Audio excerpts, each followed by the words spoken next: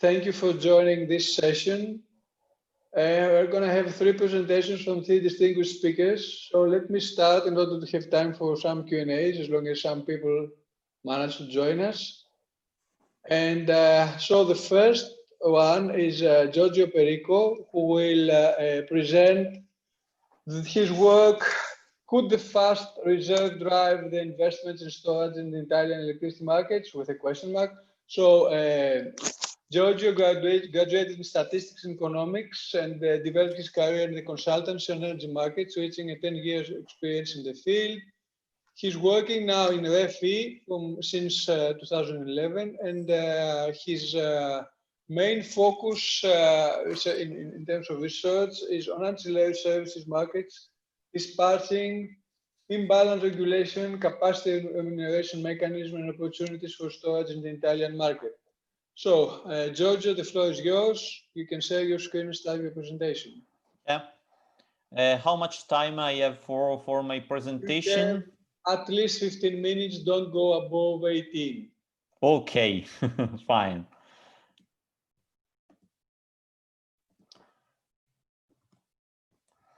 Okay, can you see my screen? Okay, so my paper that was written with my colleague Virginia Canazza and Antonio De Paola was about storage in the Italian electricity market, and was named Could Fast Reserve Drive Investment in Storage in Italy? What is the research question of my paper? First of all, investment in storage technologies are in this moment necessary to support the energy transition towards the environmental target, to support the renewable penetration, to manage the electricity system with a lot of renewable generation, especially small scale and distributed generation.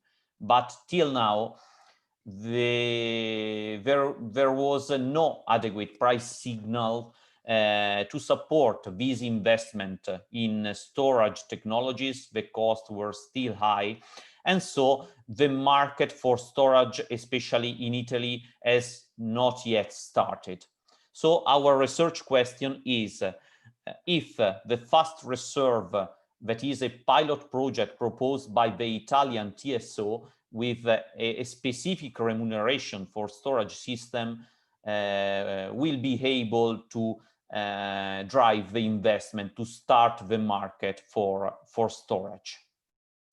A small description of the context. In Italy, the national plan set a target for storage of 6 gigawatt of batteries installed in the electricity services, in the electricity market on the transmission grid up to 2030. Starting from zero, we are talking about electrochemical storage. We have only some pump hydro storage, but no electrochemical storage, and the target is to have 6 gigawatt in the next 10 years. But at the moment in Italy, we have some strong barriers from a regulatory point of view, in the sense that the market design is not well designed for integrating a storage system, but the market design was based on conventional technologies, thermoelectrical and hydroelectrical power sources, so not suitable for assets with limited capacity, such as storage. Some barriers also from an authorization point of view. The authorization processes are not yet well defined, but also from a market point of view. Till now, there weren't adequate price signal to support investment compared to the cost of investing in storage. So what what happened in this year? The Italian TSO named Terna proposed a pilot project to start the investment in storage. This pilot project was open to all resources able to provide the system with very fast frequency regulation. You see in the slide the technical characteristic for this. All the assets that are able to provide the system with this fast regulation offer their availability in 1,000 hours per year, receiving in return by the TSO a fixed payment, a 5 years payment in euro per megawatt on the availability to provide resources. So a remuneration that is not on energy in euro per megawatt hour, but on capacity, on availability, so on a fixed basis. This capacity was assigned by an auction that took place last week on the 10th of December for 230 megawatt required by the TSO, a decrease in price auction starting from a cap of 80,000 euro per megawatt per year. So there was this first auction last week. Our work was performed in advance to this auction and was aimed to understand if this auction was designed correctly to invest, to push the investment in storage. This is the contest. So the methodology of our study. First of all, the first step of our study was to estimate the levelized cost of storage. That is the spread or the selling price that is needed for storage on the market to support and to cover the investment cost with a certain return on investment.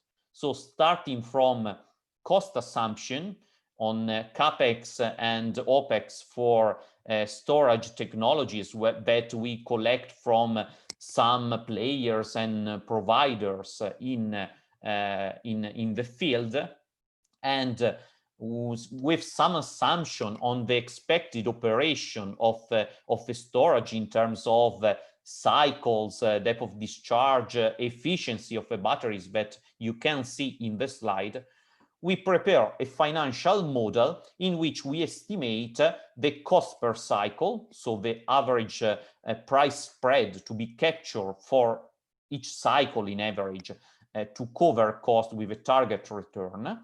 And from the cost of per cycle, we calculate the levelized cost, assuming an expected price for purchase in the operation of charging the battery, and calculating the corresponding price for selling energy when discharging the battery. I say something about methodology, and then I will come to result.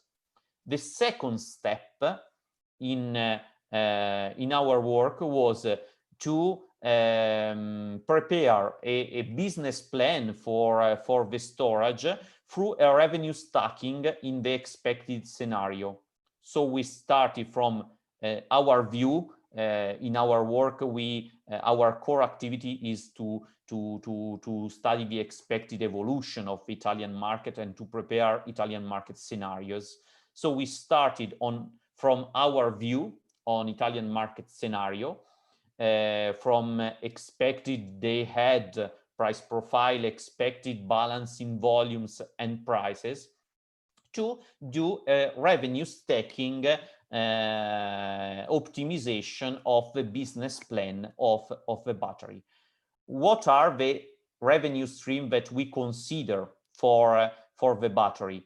Load shifting, so the activity to buy in hours where prices are low and selling when prices are high. balancing activity, so the operation of providing the TSO with upward and downward regulation and balancing on the ancillary services market. Fast reserve, so the participation in the auction for gaining a fixed remuneration, and no additional remuneration for this study was assumed, even if it is possible in the next future, but not yet defined. And so, with starting from our market scenario, our expectation about prices and volumes on the Italian market, we use an optimization model that we call BEST, Battery Energy Strategy Tool, to optimize the dispatching of the battery given this input and to get the expected result in terms of volumes, revenues, and profits for the battery. The last step of our work was to understand and to estimate how much market room can be available for storage given this market expectation and given this expectation about the operation of storage. So to understand how much storage could implement the estimated business plan given the dimension of the Italian market. So by crossing, as you see in the slide, the distribution of volume prices on the Italian market with the levelized cost of storage, the right part of the distribution indicates how much market room can be contestable for the storage for the batteries, and so could support the investment in such technologies. Now I come to the main result of our study. First of all, the calculation of LCOS. As I said at the beginning, we calculate the LCOS as the necessary selling price of energy to be captured by the storage to cover the CAPEX and OPEX with a predefined rate of return and with a specified operation on the markets. The first result is that at the moment, the LCOS, the levelized cost of storage, is still high. We have a LCOS that is around 150 euro per megawatt hour. So the storage must be able to sell the energy when discharging battery at a price that in average is equal or higher to 150. So it is a very high level compared to the prices that we see in Italian market, of course higher than the day ahead, but higher compared also to the balancing prices, except in some market zone. So some market zones, such as the center south of Italy, for example, can offer this price signal for investment, for merchant investment, while in the short term, in the majority of market zone, these prices are not systematically available on the market, and so an additional remuneration is needed to support the investment. In the long term, there is a good expectation of reduction of these levelized cost that can become sustainable directly on the market around 100 euro per megawatt hour. So second step, our revenue stacking optimization. We try to quantify the revenue from the spot market. The load shifting activity, so the activity to buy in the hours with low prices and selling in the hours with high prices, could offer a limited remuneration on the day-ahead intraday market, because the spreads, the price spreads in the short term are not so high. And so you can see our estimation. You have a graph indicative for the north zone, but the result in all Italian market zone are between 8-15 kilo euro per megawatt per year of expected revenues. So a strong operation of the battery up to 2 cycles per day for gaining a small revenue in the short term. In the medium long term, we expect renewable to come in the market strongly, following the environmental target. And so we expect the price spreads to be more and more interesting. And so in the long term, also the load shifting could become a profitable operation for the batteries, increasing more than plus 50% compared to the initial value. In some cases, also doubling the initial values. So load shifting activities could be interesting, not in the immediate, in the short term, but more in the medium long term. The balancing activity, on the contrary, could be very remunerative because the price spreads are available on the market are high. And so especially for the first mover, the balancing market could be worth between 30 and 40 kilo euro per megawatt per year, depending on the zones, and then will stabilize on a lower level because of expected competition of the new competitors of new flexible capacity that can enter the market. But the balancing activity could remain at a level always higher than the day-ahead load shifting activity. From this revenue stacking, we understand that the merchant activity, load shifting and balancing, are not sufficient to support an investment without an additional remuneration. You can see an illustrative graph on this slide with the merchant revenues expected for a battery, and the missing money in the first 5 years to be received on the fast reserve project to support the investment with certain return rate. You see that this missing money is significant. So at the moment, it's not yet possible to invest in storage fully merchant in Italy, but an additional remuneration in fixed in euro megawatt is needed. And so fast reserve is necessary to support the investment. And I come to the last result.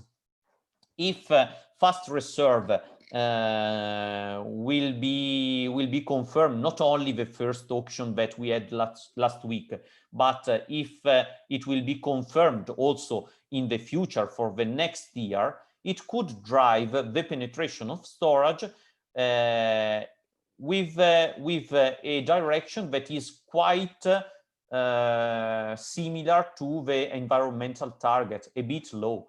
We estimate that with fast reserve, storage could increase up to 5 gig of storage in the next 10-15 years. So a bit low from what is expected for environmental target. So our conclusion for this work is that purely merchant investment in storage technologies at the moment are not feasible, will become feasible in some years because the costs are still high. compared to their revenues. In the long term, the reduction of cost could make interesting the investment on storage based only on merchant revenues. At the moment, additional power remuneration are required to support investment, and the fast reserve can be an adequate instrument to drive investment in storage. So if we do not limit our attention to the first auction for 2033, but we expand our attention to fast reserve for the next year, the trend of penetration of storage could be consistent with the environmental target of the national plan. At the moment, of course, we are likely to see more investment in power-intensive application of storage, so storage with limited capacity, mainly focused on balancing services and very fast services, while in the future, in the long term, also energy-intensive application could become interesting, for example, for load shifting, to limit overgeneration, and to balance renewable, especially following the trend of penetration of renewables at 2030 and in the very long term. This was the summary of my work, and now I'm available for your question. Thank you, Dr. Perico, for the very interesting presentation regarding the concept of storage and how can we have the new schemes for storage technologies, how can be implemented in real markets, real energy markets. So we'll proceed to the next presentation and skip the Q&As for the end. Okay. So I'm calling Dr. Dina Asgalieva, who is a research fellow in the Asian Development Bank Institute and has an extensive experience in energy policy, has been working throughout Europe and in Asia, and developed theoretical and empirical models to evaluate energy policy effectiveness. So the title of the presentation is again dealing with energy storage, and it will be renewable energy deployment and energy storage and empirical evidence. So, Ms. Asgalieva, the floor is yours. Thank you very much, Spiros, for a very nice introduction. Yeah, I'm very glad that I'm second presentation. So a lot about storage already said. So I will just continue about energy storage. I was particularly interested, why did I do this on OECD countries? Because many countries don't have data on energy storage, not available. So what I wanted to use data which are available on OECD countries and draw some lessons for other countries, especially for developing countries. Okay, so the main disadvantage of renewable energy, we know that we need energy storage. So if we have energy storage, then we'll solve all the problems of renewable energy about like intermittency. The problem that most of energy storage technologies like expensive. So we just heard from the first presentation that it's too expensive. So that's the main problem, right? And we need, how can we change the cost of energy storage? Not only cost, but also performance and safety. How can we do that? By investing more in research and development. So what we want, what I'm interested in studying investments in energy storage, like how to attract more investments in energy storage. That was also first presentation about, they said that energy storage was not feasible. Yeah, so how to attract more private investment. So like a few years ago, all over news were like how governments are losing lots of money because they asked wind turbines to turn off, and that was they had to pay millions of pounds or euro. So if this happens to developing countries, so that will be really harmful for developing countries if they have to pay so much. Okay, so for energy storage as any technology, it starts with development. And so with energy storage, why these electrochemical batteries, why they're so expensive? It's because they're still not mature technologies. So we are looking forward that prices will go down. But in order to prices go down, we need more investments in research, development, and demonstrations. Okay, so I'm asking question here, which policies incentivize investments in energy storage? So basically, what government can do in order to attract more investments in energy storage? So for this, I took data, annual panel data from 29 OECD countries over the period from 1985 to 2016. So the sample size is quite good. This is empirical paper, so we used empirical methods, panel data, and particularly wanted to estimate energy policy, energy storage policy on investments. Okay, so the key dependent variable here, the variable of interest, what we study is investments in energy storage or on research and development. So again, the data on energy storage is very limited. So that's why I took R&D energy storage investments. What's included here, it's not only electrochemical, so like all kind of energy storage technologies included. Okay, now what independent variables included here? So obviously the focus here variable was energy storage policy. So what energy policy, for example, like grants, subsidies to purchase, let's say, batteries, fiscal tax incentives, let's say also grants, also loans, let's say, to buy energy storage technologies, also public investments in research and development and demonstration. So all these policy variables were used as a binary, a 0 or 1. The reason for that, why? Because there are not so many energy storage policies yet, and there is no one like big database. So what I did, I had to collect manually all these energy storage policies, and then I called it 0, 1. If any energy storage policy exists, then it's 1. If no, then it's 0. Other variables included its environmental tax, energy tax, and also control variables include environmental patents. Why we included environmental patents? Because they show innovation. So that's like control variable for innovation.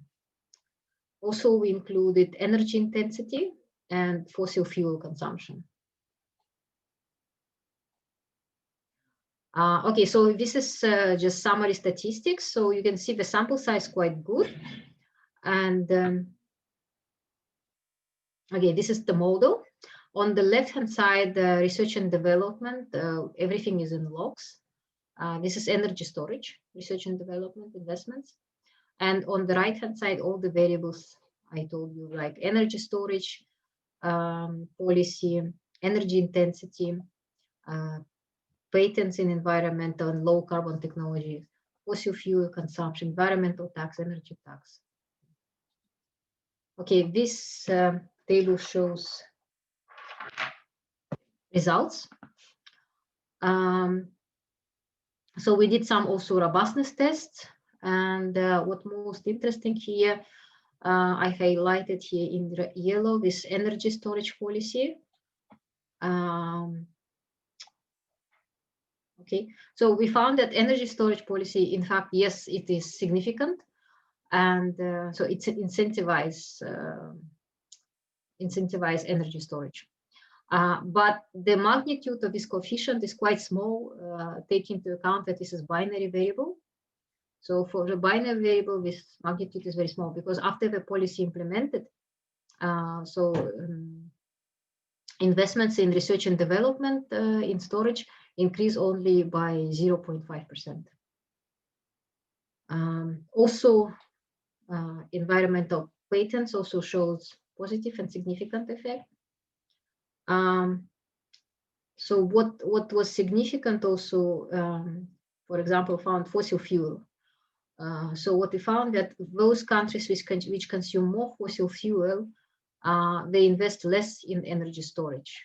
So you can see this coefficient is quite large.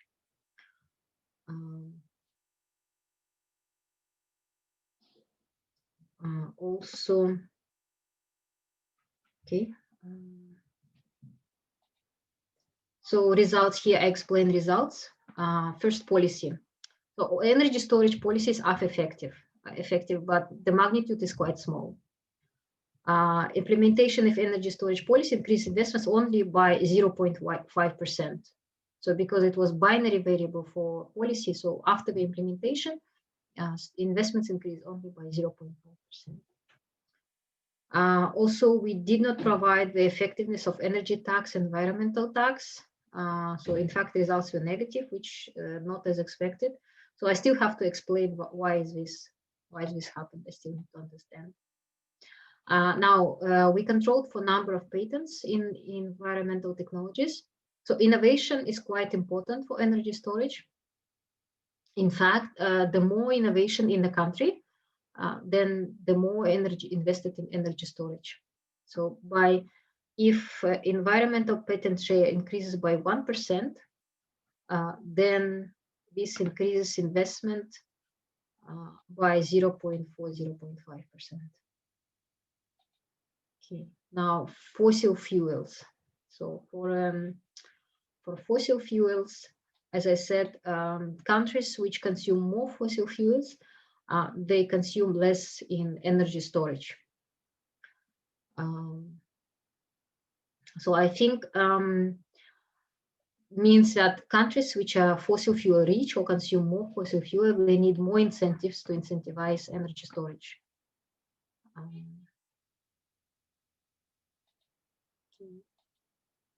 So here I summarize the results by the magnitude also, like small impact and large impact.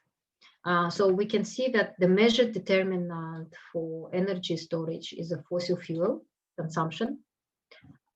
That's what defines energy storage investments, consumption of fossil fuels. Next after that, it's innovations. So innovations play important role for energy storage, and the small impact of energy storage policies.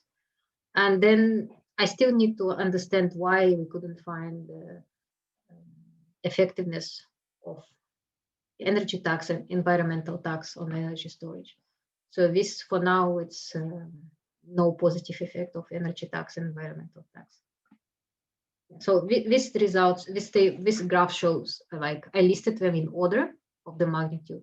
So then for policymakers, we can see that what's the largest impact and what's a small impact.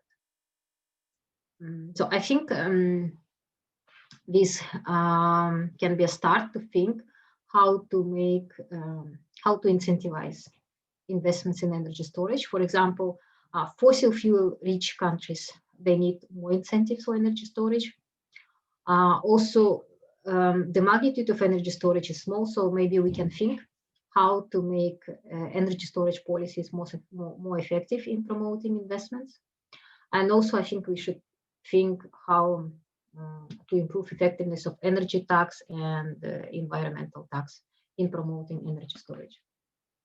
So if you have any comments, I would like to hear your comments. Thank you very much. Thank you very much for the nice presentation, which is quite short and right on time. So let us proceed to the third presentation of this session, and then we'll go back to Q&As.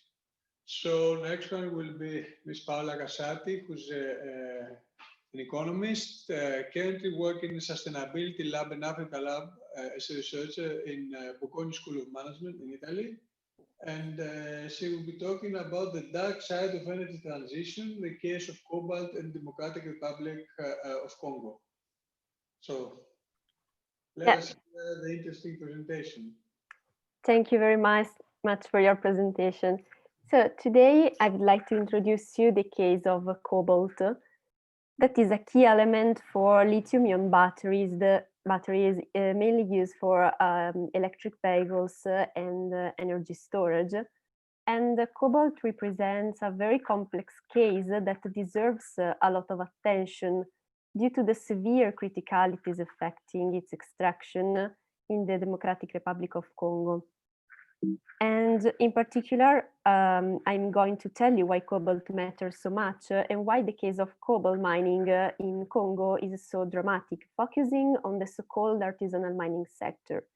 And then we will go deeper, analyzing the sustainability concerns affecting cobalt mining in Congo, trying at the end to enhance the role of artisanal mining for more inclusive and sustainable supply chains. The current transition to a more sustainable energy system involves the worldwide use of clean technologies that often require the employment of certain natural resources, some of which are particularly abundant on the African continent. And one of the most relevant examples is represented by cobalt, an element that has become crucial and essential for energy transition, to the point that it is often called blue gold. Cobalt is a fundamental component of lithium-ion batteries, which are increasingly used for energy storage systems and electric vehicles due to its particular chemical features, able to provide simultaneously thermal stability and high energy density, allowing batteries to function safely and for an extended period of time. But cobalt is also relevant for other applications. For instance, it is used in alloys in the aerospace industry, in healthcare, in catalysts, for inks and pigments, and electronics in general, so your mobile phone and your laptop. So for many of us, it's an unknown component, but actually is heavily affecting our everyday life. Cobalt demand has been considerably growing during the last years, and by the end of the current year, it should exceed 120,000 tons. And from the blue section of the pie charts, you can see that cobalt is becoming considerably important for the lithium-ion battery industry. And according to forecasts, by the end of this year, 75% of lithium-ion batteries in the world will contain cobalt. And this is a stunning number, and even more impressive is that the electric car market alone would capture 1/5 of total cobalt demand. And as we have witnessed before, the Democratic Republic of Congo plays a crucial role in cobalt production. In fact, 71% of the world's cobalt is extracted in Congo, right in the middle of the copper belt. That is a region known for the wealth of copper and cobalt. And it is important to mention that generally cobalt is a byproduct of copper. Congo is among the world's richest countries in terms of natural resources, but its people remain among the world's poorest. And Congolese mining sector has attracted billions of dollars in private investments over years. But these deals have generated limited public benefits due to severe corruption and bad governance. And here you can see just a graph showing you the magnitude of the production in Congo with respect to other parts of the world. And at the international level, China has a dominant role along the cobalt supply chain. And as you can see from the bar chart, the supremacy of cobalt production is shared between several Chinese-owned companies and the Swiss company Glencore. And as shown in the pie chart, you can see also that China is the world's leading producer of refined cobalt. I would also like to say a few words on cobalt price. Actually equal to $32,000 per ton. That would allow me to introduce you the core of this research. So as you can see, cobalt is an extremely volatile metal, and this is bad news for businesses.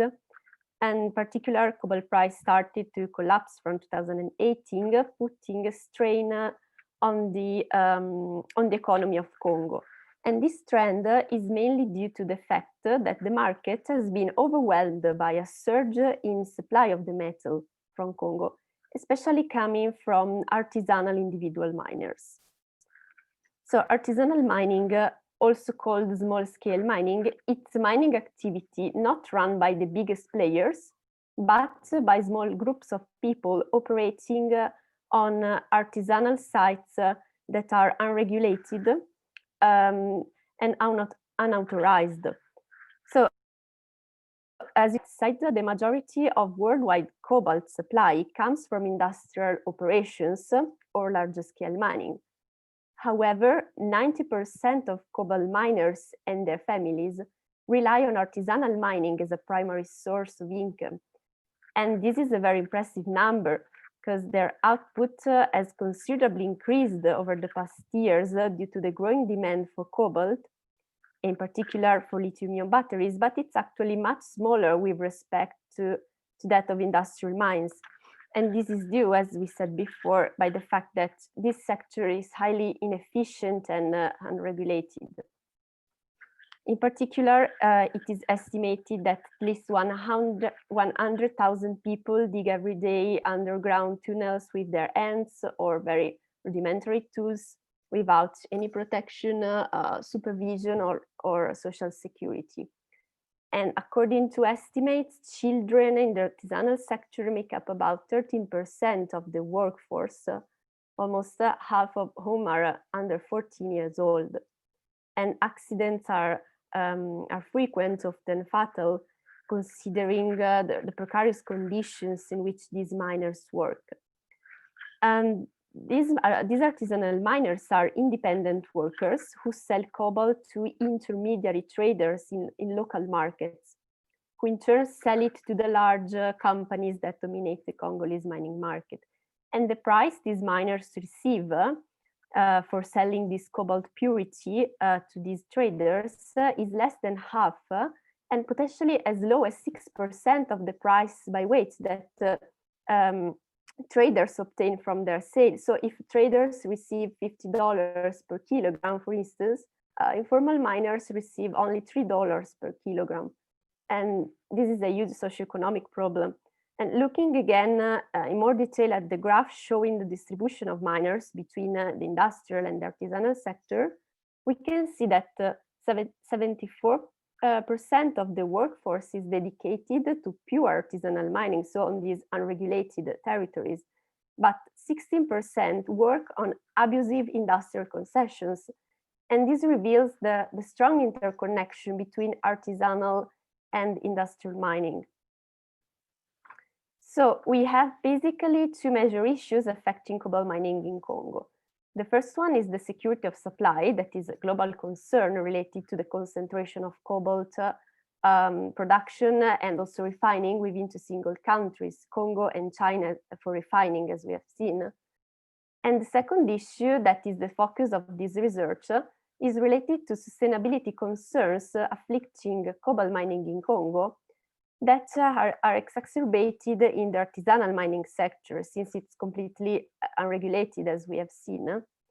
And in order to analyze these sustainability issues, we have collected data through the Transitional Mineral Tracker, that is a database developed from the Business and Human Rights Resource Center, and includes companies' policies and allegations collected in the first half of 2019.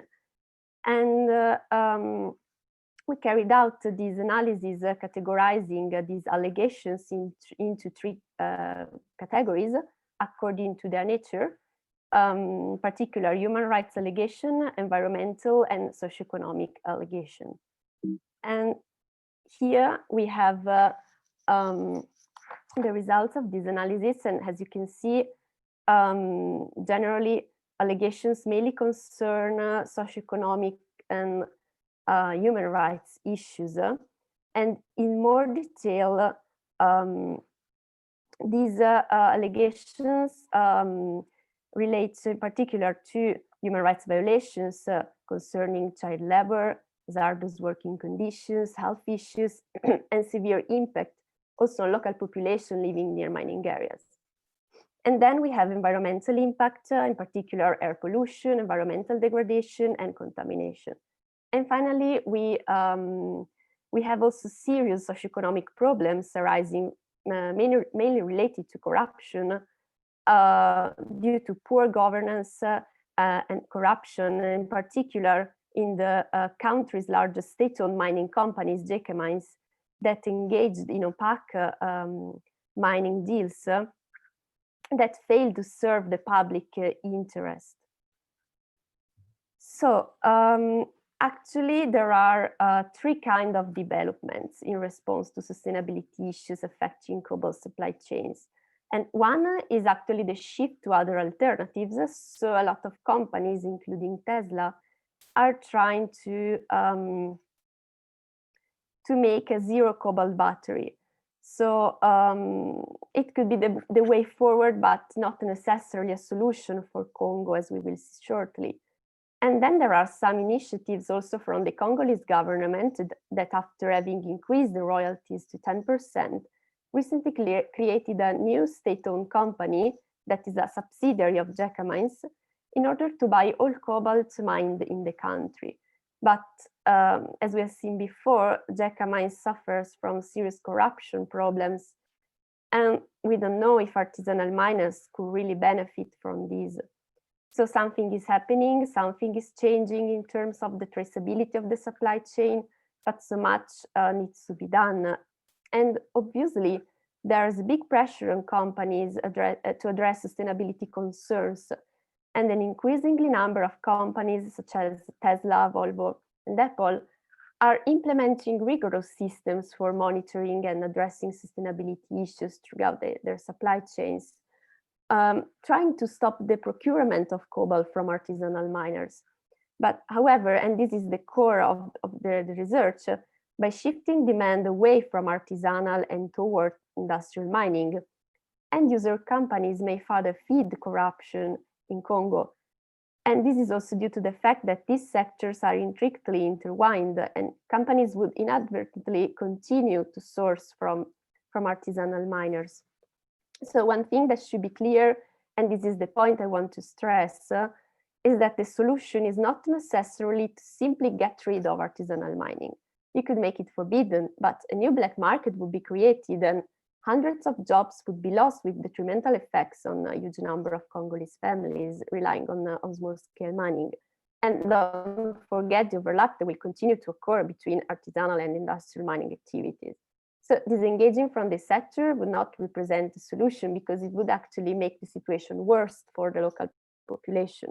And car makers continue to be reluctant to source from Congo's informal mining sector. So not everybody can work for the larger organization, and artisanal mining represents one of the most important sources of livelihood for Congolese family, and could play a more prominent role in the country's economy if practiced in a regulated and supervised manner. And a successful and replicable example that I would like to cite is that of the Energy Resource Governance Initiative, founded by the governments of Canada, Botswana, Peru, Australia, and the US, in order to promote the solid governance and efficient management of energy supply in the mining sector. So concluding, we have seen that cobalt is an essential element for energy transition, but it is strongly linked to controversial mining practices that in the future could lead its largest consumers to seek a substitute for it. Companies are trying to take some steps with the clear aim of protecting themselves and promoting more ethical and transparent practices. But on the other hand, if the objective remains only to free themselves from the informal sector and clean up supply chains, such actions may prove inadequate in facing the issues related to cobalt mining, leading to their further radicalization. And instead, the commitment to promote and regulate artisanal mining to create a diversified and inclusive mining sector could strengthen these vulnerable and stable foundations upon which it is developing not only the transition to renewable energies, but the entire future of our planet.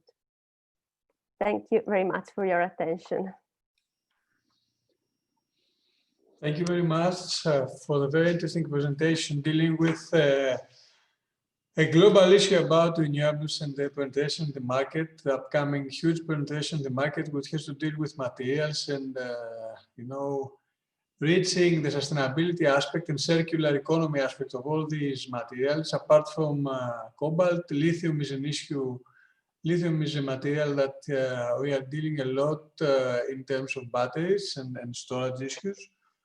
And a question I would like to ask about cobalt is, I didn't understand, I didn't really notice the expected quantities that would be necessary for the upcoming decades in terms of use of cobalt in the batteries. I don't know if you had that number in your initial slides. You are muted, sorry. I share again the screen in order to show you this data. So, okay.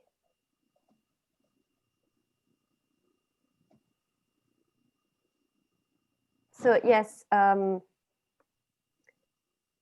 according to estimates, we used estimates of Darton Commodities and benchmark mineral intelligence. Cobalt is expected to reach a huge demand for the end of this year, and a huge increase compared to 2016. And yeah, lithium-ion batteries pass from 20% of total cobalt demand to an impressive number that is 62%, and this is mainly driven by the electric car market that is playing a really crucial role. So let's think about that.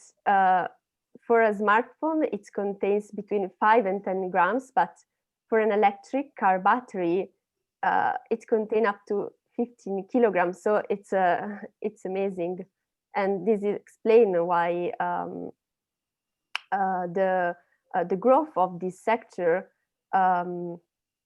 As a consequence of the growth of this sector, also the demand for metals used for lithium-ion batteries will grow with astonishing numbers.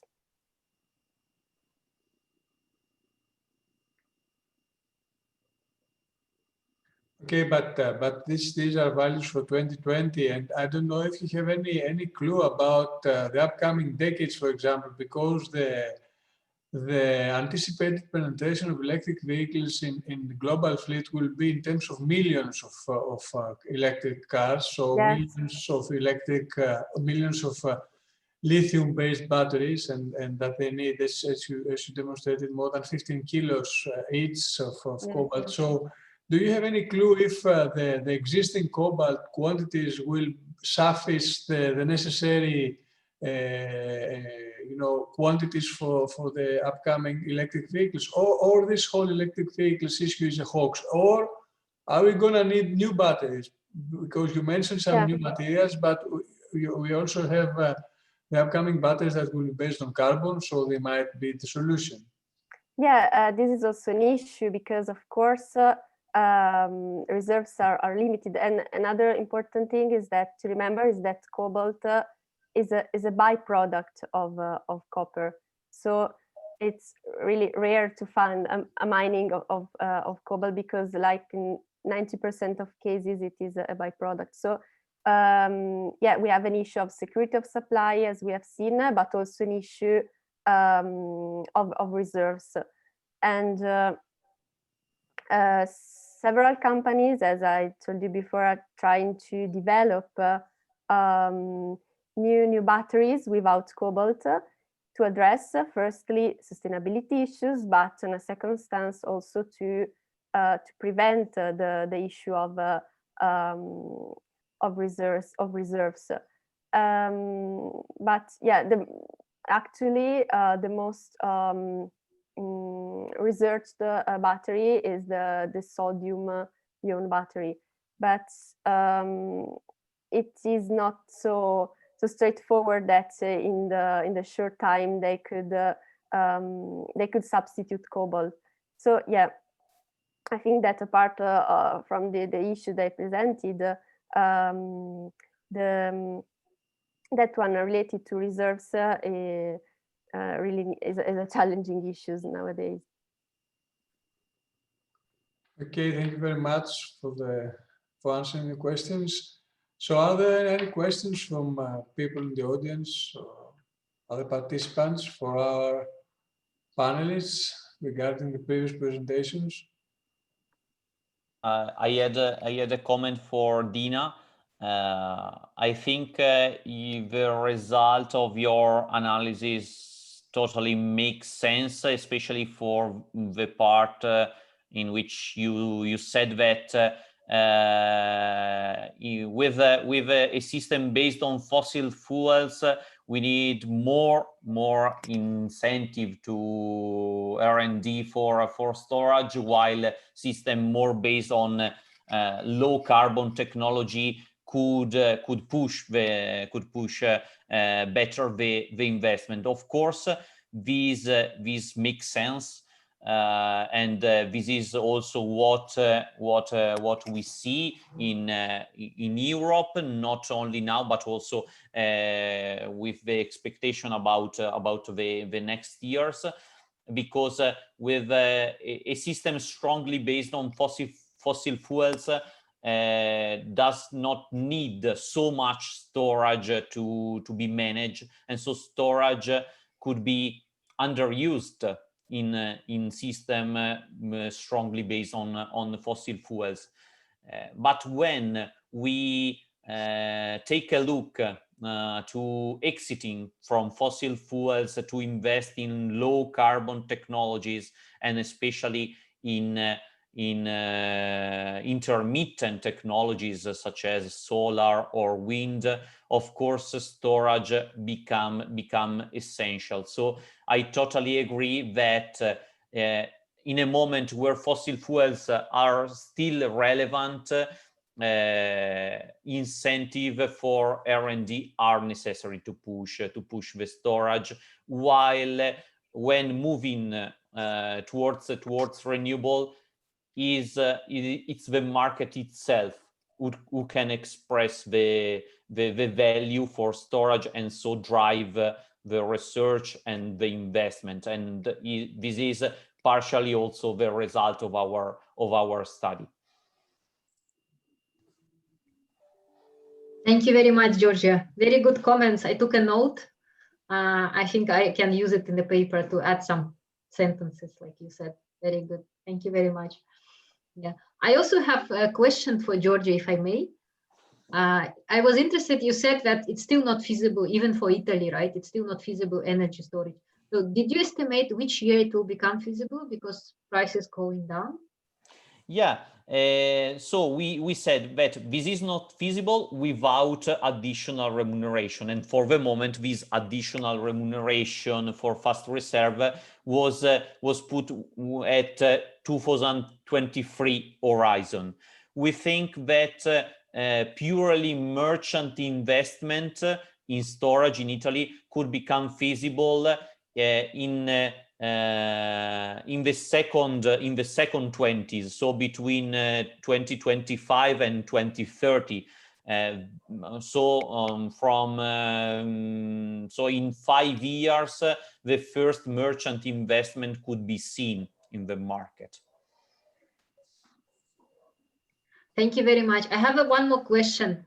So suppose if a government wants to make this time become feasible to come faster, right?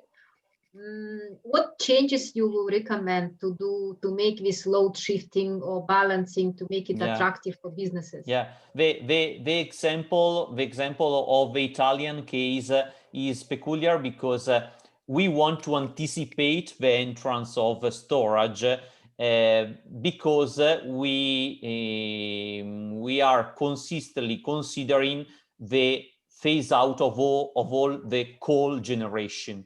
And so the system is experience a lack in system inertia and regulation for the phase out of coal generation, and need to anticipate the storage investment. The storage to incentivize storage investment, what we see that is necessary is not to limit the market to energy remuneration, as in much cases, so only remuneration for energy that is actually injected or withdrawn to the grid, but to remunerate availability of providing security and flexibility services to the system. So remuneration in euro per megawatt, remuneration, fixed remuneration on availability in the short term are absolutely necessary, integrated with energy remuneration to support storage in the electrical system. Then also the update and the reform of the market design that I spoke obviously for Europe, but market design are well designed for conventional technologies, need to be adapted for storage. So market design and new fixed remuneration could be the instrument to drive storage in electrical markets. Can I also have a question for both of you about storage options? I heard Giorgio making a detailed model, okay, for the Italian market, but I wanted to ask if you have, which technologies have you, you are entailing in your study, and also if you have take a look about the possibilities of making pump storage systems or modifying existing hydro installations to have a pump storage concept. That could be an interesting option, but of course it has an intense initial capital necessity, but it would allow storage, huge installations, and it would allow storage for many years, 100 years or much more than typical batteries would allow. And also if you have, because it's something that we're really modeling on, is if you have started thinking about using electric vehicles as moving batteries to use them as a battery, as first charge batteries, etc. So I don't know if you work on these concepts also. Yeah, I can comment two main issues. Starting from electrical vehicles, we see. I said last week we have this auction for the first procurement of the fast reserve. One of the main participants was FCA with a project of a vehicle to grid application. So with a project of providing flexibility to the electrical system by exchange of energy between electric vehicles and the transmission grid with the cars that are waiting for to be delivered to the client. So also vehicle to grid could cover an important role in this transition and could be considered as a part of the flexibility for the electrical system. Of course, this can be an important part. As for the pumped hydro storage, I think that you said the right thing when you said that there is a very capital intensive operation. So at the moment in Italy, but also in general in the electricity market, we do not see very strong opportunity to invest in pump hydro storage or to adapt current hydro to pump operation. So something in terms of remuneration policy or incentive is needed to push the pump hydro. Also because, as I said in my presentation, probably the storage, as for the electrochemical storage, will be mainly focused on power intensive application. But also energy intensive applications are needed to manage renewables and so on.